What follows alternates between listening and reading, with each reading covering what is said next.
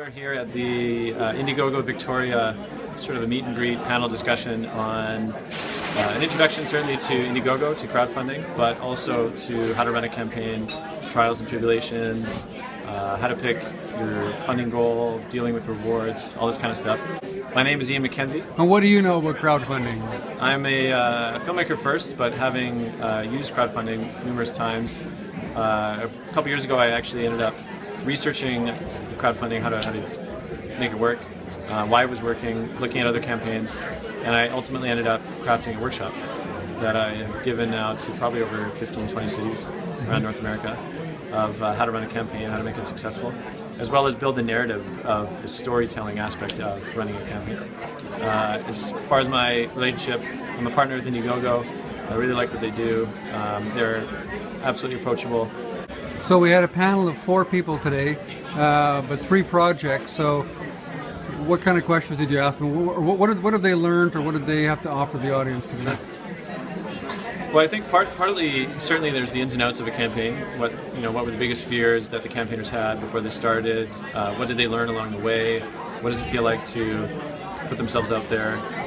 And those are all really important insights. But I think for a lot of people, the real benefit they get from coming to an event like this is it just makes it more real. That they feel, they see in other people, I could do this too. They see very, very normal entrepreneurs or business artists or creatives, and they get the sense like, hey, this is very doable. So what were the projects? Projects were a new type of sunglasses, which are made out of bamboo, as I heard, and a particular type of lenses that are apparently sort of an 80s throwback. There is a Healing Hands acupuncture clinic, a local acupuncture clinic here in Victoria. And the third one was I believe it was a transgender film called 2 for 1, which a fictional film. So what were they raising money for, and what did they learn along the way? Or were they successful in raising money? Yeah, the Heart and Hands Collective one raised approximately almost 7 grand of their 10 grand goal. So certainly they didn't hit the total, and yet I feel she still seemed rewarded in the capacity to tap into her community. The people that just walked in would give them money, and felt that it was still worthwhile to do. The sunglasses company apparently over 400%. They're completely blew it out of the park. They probably underestimated how popular their product would be, and so they're certainly humbled by the reaction and trying to grapple actually with how to fulfill orders now. Right. The third one is the film project, which certainly seemed to achieve their goal and is going to production shortly. So. Right. So you asked them a series of questions. Can you give me some highlights from their answers? Or what the questions were in their highlights? I mean, the questions usually ranged, like most people ask again, how do you pick your goal? How do you pick rewards? What do you wish you knew before you started? What did they wish they knew? I think typically they wish they set out more of an intention around how much work it would be. Like they underestimated, I think, how much it would actually take from them. The actual campaign. The actual campaign to run it. Yeah, I think they underestimated how much effort it actually is. I think they would have, certainly Christina, the acupuncture, wish she built a team.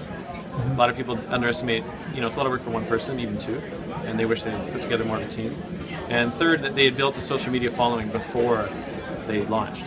That's kind of a lot of people make that mistake too. So this is not free money, really? No. Nothing's free. No. Crowdfunding is much more akin to the gift, and by that I mean that the understanding of those that have the means to support others because they believe that the missions they're trying to achieve in the world, trying to create something, that they are being supported. But crowdfunding is not about money. Crowdfunding is about relationships. And so what's actually being exchanged, or you could say solidified or rewoven, is the relationships between the creators and their communities. Money is the sort of tangential benefit of these relationships.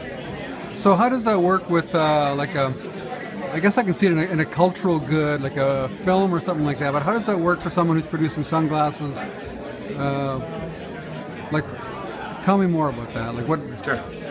Well, I think, really crowdfunding at the end of the day is you have an idea that you want to bring to the world. Doesn't mean every idea needs to, quote, save the world, but it's certainly the passion of those people who are trying to create it and bring it to the world.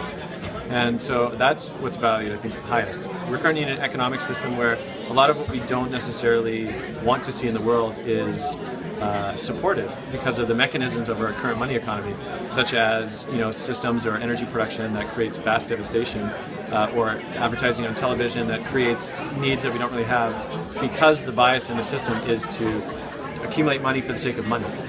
Crowdfunding itself, I think, represents quite a different revolution, because it's saying that the money is secondary to the relationships that get created. And it's very different than our current economic system.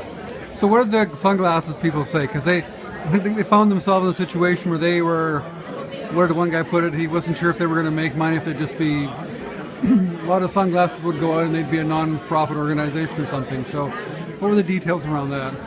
I think in that case they underestimated how much it was to actually fulfill orders overseas. So in this case it was misjudging the actual logistics of fulfilling, and that happens a lot as well. I think that's something, particularly people who are shipping physical objects, really need to sit and think through. It's easier for digital products, which you can just send overseas, no problem.